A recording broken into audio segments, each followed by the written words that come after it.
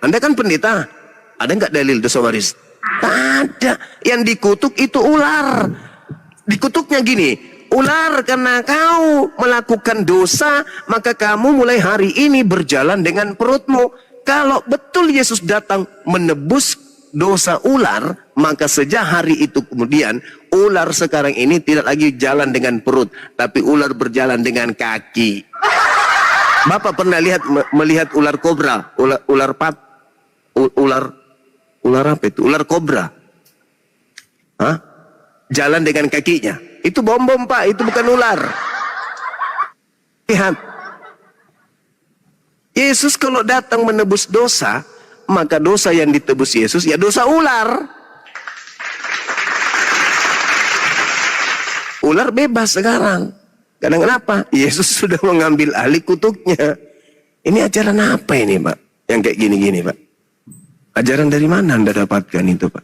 Sedangkan kitabnya orang Yahudi, Pak ya, Pak Pendeta, dikatakan dalam kitab mereka, contoh 2 Tawarik 7:14, dan umatku yang atasnya namaku disebut merendahkan diri, berdoa dan mencari wajahku lalu berbalik dari jalannya yang jahat, maka aku akan mendengar dari surga dan aku akan mengampuni dosa mereka dari surga.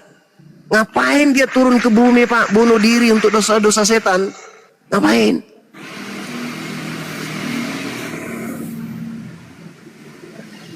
Saya jawab. Iya, silakan. Butuh dalil saya, Pak. Silakan.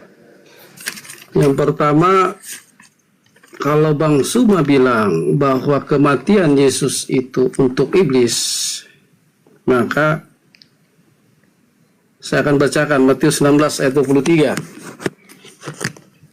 Ya, Matius 16 ayat yang ke-23.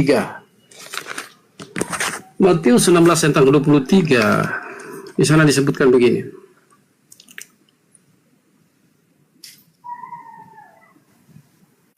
Ketika Petrus, Matius 16 ayat 23. Kasihan, Pak, kalau Anda bawa data itu, kasihan betul. Jadi ini Petrus mengatakan begini ya. Tapi Petrus menarik Yesus ke samping dan menegur dia, katanya, Tuhan, kiranya Allah menjauhkan hal itu, artinya menjauhkan kematian. Ya, kali-kali tidak akan menimpakan engkau. Yesus langsung menegur Petrus begini. Nyahlah tuyul. Yesus berpaling dan berkata kepada Petrus, nyala iblis, engkau satu batu sandungan bagiku. Sebab engkau bukan memikirkan apa yang dipikirkan Allah, melainkan apa yang dipikirkan manusia. Karena kasihan Bapak kalau bawa dalil itu. Sebentar, yang dulu saya dia jelasin.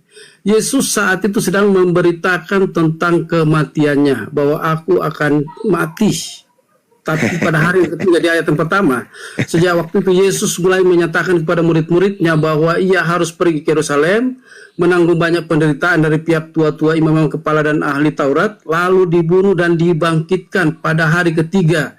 Tetapi Petrus berkata, menegur dia, kiranya Allah tidak menjauhkan itu daripadamu. Dan Tuhan bilang sama dia begini, Yesus bilang sama dia, nyala engkau iblis, karena memang aku harus mati untuk menebus dosa manusia. Jadi yang tidak percaya dan tidak menginginkan Yesus mati di atas kayu salib mengikut dosa, itu benar kata Anda, itu adalah setan atau iblis. Yang kedua, saya jawab tentang umatku yang atasnya namaku disebut. Ya, itu kan tadi Anda tunjukkan dalil itu. Apa arti ayat itu?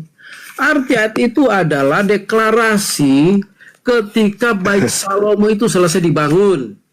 Dan Tuhan berkata, di bait inilah, di bait suci yang dibangun inilah, aku akan turun, tapi syaratnya umatku yang atasnya namaku disebut, jadi umatku yang atasnya namaku disebut, itu intinya, merendahkan diri, itu poinnya juga. Yang kedua, maka aku akan, tadi Bang Suma baca itu, menjawab doa mereka.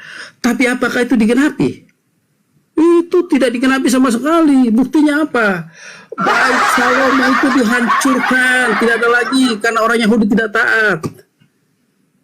Sekian kali bait dibangun, roboh lagi.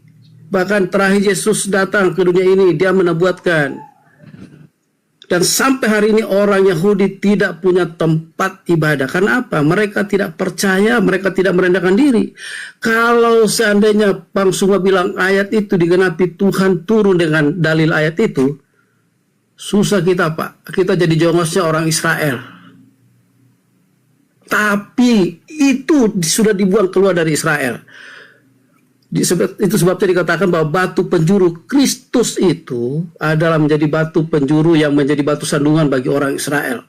Sehingga keselamatan itu bukan lagi terfokus di Israel, tapi keselamatan itu untuk seluruh bangsa termasuk Bang Suma. Boleh saya tanggapi karangan saudara yang pertama? Silakan. Yesus berpaling dan berkata kepada Petrus, "Enyala iblis, engkau satu batu sandungan bagiku, sebab engkau bukan memikirkan apa yang dipikirkan oleh Allah." Yang dipikirkan oleh Allah, baca Amsal 21 nomor 18. Baca Mazmur 91, baca Mazmur 38. Itu yang dipikirkan oleh Allah. Baca Amsal 11, itu yang dipikirkan oleh Allah.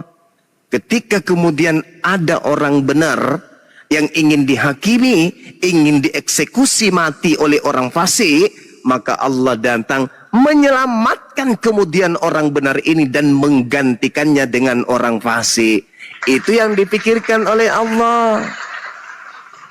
Malaikatku akan datang kepada anakku untuk menantang dia di tangannya agar kakinya anakku itu tidak terantuk kepada batu. Itu yang dipikirkan oleh Allah. Yang dipikirkan oleh manusia, ini Yesus kalau dia datang mati dibunuh sama orang Yahudi dan Romawi. Itu pikiran manusia. Tapi pikiran Allah tidak.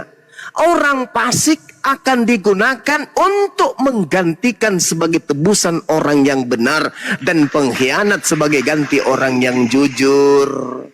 Itu siapa yang pengkhianat? Yudas. Yang jujur siapa? Yesus. Dia dipakai sebagai tebusan bagi Yesus. Itu pikiran Tuhan, Pak Pendeta. Yang Anda pikirkan itu sama seperti Petrus, menganggap bahwa yang mati itu Yesus. Padahal kagak. Tuhan tidak membiarkan anak yang dicintainya dieksekusi oleh orang-orang kafir. Jadi berjuta orang Yahudi, orang Romawi bekerja sama untuk membunuh Yesus. Tuhan tidak izinkan, Pak. Percaya sama saya. Tidak diizinkan. Untuk apa Yesus mati? Untuk nebus dosa waris. Mana dosa warisnya? Tak ada dosa waris, itu cuma kibulan aja. Kalau Anda mengatakan bait suci tak ada lagi, betul. Kenapa? Karena kerajaan yang diberikan kepada Yesus telah diberikan kepada bangsa lain, Pak.